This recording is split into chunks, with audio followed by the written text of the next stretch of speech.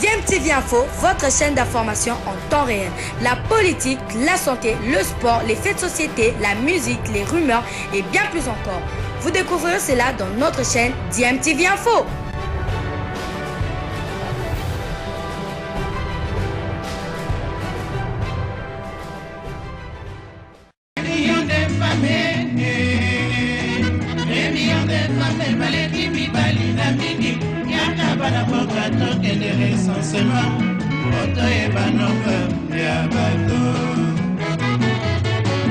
Vous êtes sur DMTV, bonjour ou bonsoir, tout dépend de l'heure à laquelle vous nous suivez. Tout le plaisir est pour nous de vous retrouver, mais surtout de savoir que vous êtes nombreux en train de suivre votre chaîne YouTube DMTV. DMTV qui vous propose l'actualité, mais vous propose également des analyses et des réflexions sur des sujets d'actualité, sur des faits sociaux ou tout simplement sur des réalités que nous observons ici chez nous en République démocratique du Congo. L'actualité en RDC est dominée, c'est vrai, sur le plan sportif par cette affaire du joueur gabonais Guelor Kanga. La République démocratique du Congo déjà éliminée pour la CAN Cameroun 2021 mais qui va se jouer en janvier 2022 pour la raison que vous pouvez imaginer, c'est la problématique à cette maladie à Covid-19. Et donc, la RDC, au travers de sa fédération congolaise de football, a porté l'affaire au niveau de la CAF et nous attendons que la CAF puisse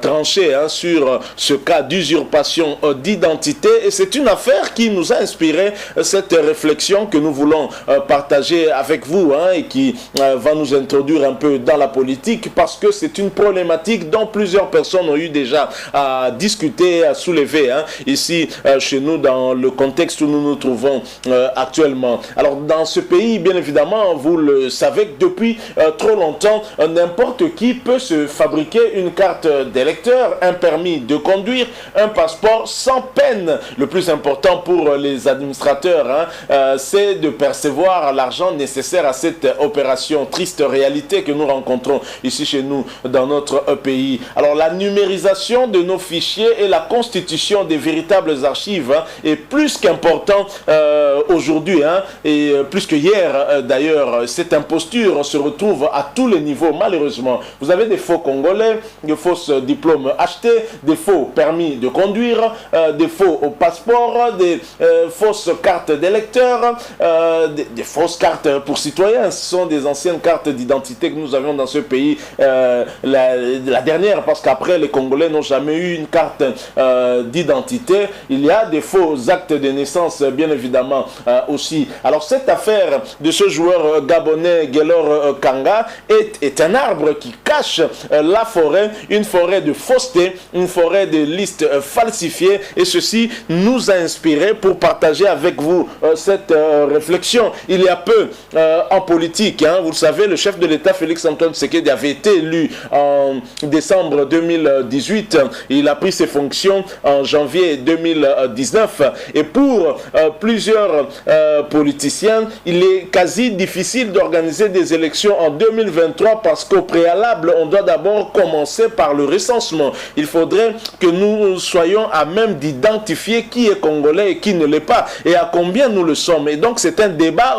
qui est déjà sur la table, en tout cas des politiques congolais. Pour certains, ce serait difficile par rapport au temps qui reste pour qu'on en arrive à l'échéance de 2023. Il est difficile que nous puissions organiser des élections, mais pour d'autres élections, il y aura élections, recensement ou pas, nous devons absolument faire des élections. Alors est-ce que avec ce qui arrive, cette situation qui va peut-être coûter aux Gabonais leur qualification méritée sur le terrain en tout cas pour cette Coupe d'Afrique des Nations Cameroun 2021, est-ce qu'il ne faille pas que nous puissions faire de ce recensement quand même une condition sine qua non avant que nous puissions aller vers les élections? Ce n'est quand même pas normal de voir comment des gens peuvent changer d'identité aussi facilement sans crainte même d'être punis. Ce n'est pas normal. Je pense que nous devons passer par cet exercice de recensement si nous voulons essayer de mettre quelque part de l'ordre. Dans ce pays, vous avez des gens qui se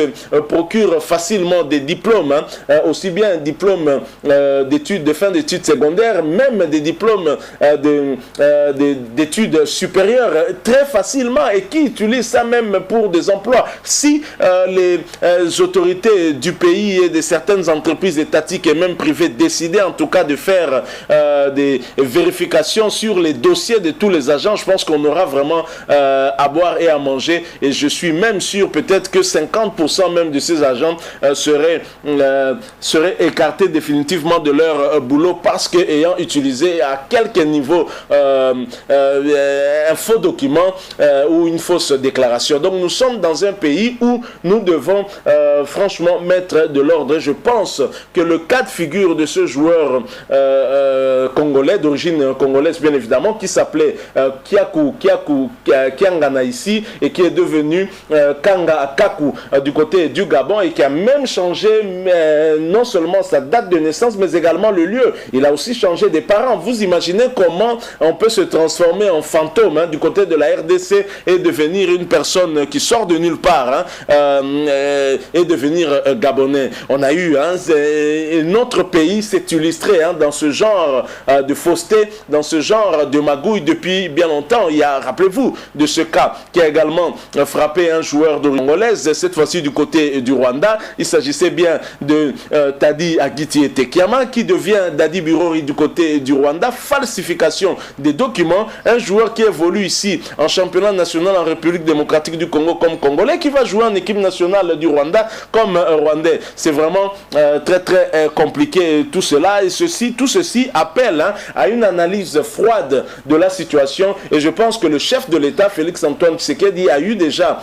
à s'exprimer là-dessus en nous confirmant qu'effectivement 2023 sera une année électorale, mais que cela ne peut pas exclure que nous puissions faire des efforts afin qu'il y ait recensement. Je pense même que c'est un besoin primordial. Nous devons connaître le nombre de la population. Vous savez, ici en République démocratique du Congo, vous avez dans des déclarations des politiques ou même des Congolais lambda qui disent non, nous sommes 80 millions, nous sommes 70 millions, nous sommes 90 millions. Personne ne sait savoir avec exactitude à combien sommes-nous. Et comment saurez-vous combien d'enfants la République démocratique du Congo a, combien de filles, combien de garçons? C'est vraiment compliqué. Cela depuis plusieurs années. Les derniers recensements ont été faits à l'époque du maréchal Mobutu, et avec les Kabila, on n'a pas connu de recensement. Il n'y a même pas de carte d'identité pour les Congolais. Vous imaginez quel retard. Comment on peut faire autant d'années à la tête d'un pays et laisser cette population dans ces conditions-là? Je crois que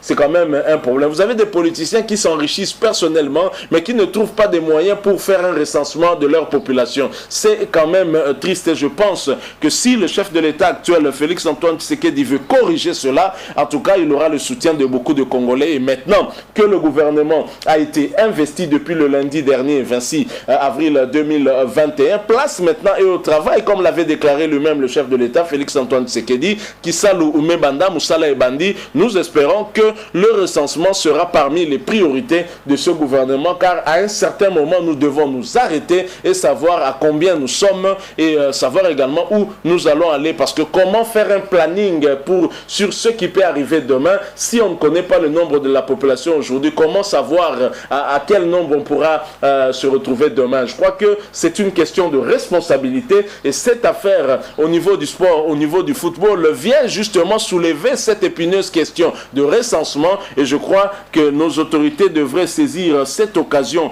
à bras le corps et ainsi disponibiliser les moyens. Les moyens, on les cherche pour faire ce recensement préalable, c'est vrai, à ces élections et les élections qui peuvent avoir en 2023. Tout le problème qui va se poser reste le problème des moyens, mais il y a toujours possibilité de résoudre cela aussi. Donc voilà, à partir de ce dossier qui oppose la République démocratique du Congo et le Gabon, au travers les fédérations de football, nous avons eu à faire cette réflexion, à partager avec vous cette réflexion. Si vous avez une opinion à échanger avec nous en rapport avec cette réflexion que nous venons de faire, n'hésitez pas en tout cas à nous laisser un commentaire. Nous nous ferons un plaisir d'échanger avec vous à travers ces commentaires. Merci de nous laisser un maximum de j'aime. Laissez-nous un like, likez cette vidéo si vous l'avez aimé, et surtout n'oubliez pas de vous abonner à cette chaîne DMTV. Si vous n'êtes pas encore abonné, bien évidemment, et activez également la petite cloche de notification.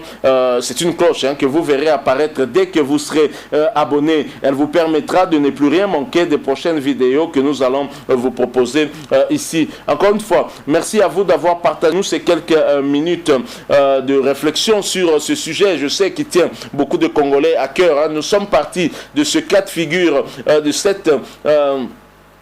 cette affaire qui oppose la RDC au Gabon par rapport au joueur Guelor Kanga, déclaré gabonais, né à Oyem au Gabon, mais qui serait originaire de la République démocratique du Congo. Ça sent donc l'usurpation d'identité. Ceci nous a inspiré pour parler de la problématique du recensement dans notre pays, un sujet qui fait déjà débat ici. Pour certains en tout cas, le recensement ne peut pas être un préalable aux élections, sinon ça risque de retarder celle-ci, et donc nous devons aller coûte que coûte aux élections. À un certain moment, nous devons savoir nous dire stop, savoir par où commencer pour essayer un peu de remettre les choses dans leur ordre. Nous espérons en tout cas que les politiques tiendront compte de tout cela et qu'on finira par faire un recensement. Il est important pour nous de connaître le nombre de notre population. Merci beaucoup. Nous espérons vous retrouver bientôt avec un autre sujet d'actualité. En attendant, portez-vous bien et nous vous disons au revoir.